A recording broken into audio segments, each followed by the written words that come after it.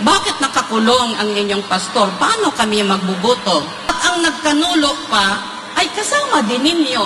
Meaning to say, kilala din niya si pastor. Kaya siguro hindi discontented siya or whatever, ganon-ganon. So, bakit may nagbetray at bakit may naghudas? Aba, parang tinanong mo ako, bakit panahon ni Jesus Christ, mayroong lumitaw na hudas? Diba? Sinong naniniwalang makapangyarihan si Jesus Christ?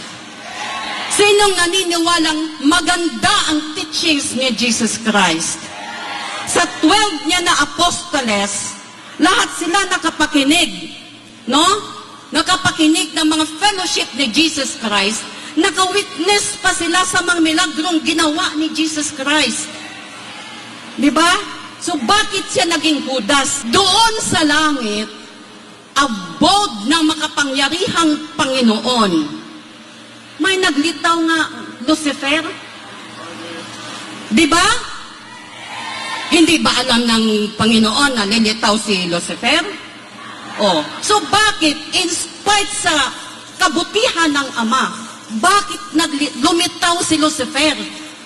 Alam niyo ba kung ano ang mga common denominator nitong tatlo? Panahon ng Ama sa langit, panahon ni Jesus Christ, panahon ngayon ni Pastor. Ano ang common denominator nitong mga tampalasang naging Judas at naging Lucifer? Ang common denominator nila ay corruption. Diba?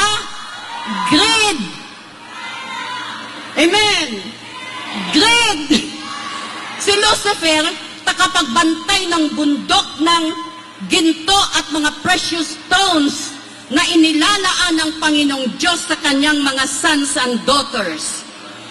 Si Judas, siya ang treasurer ng grupo.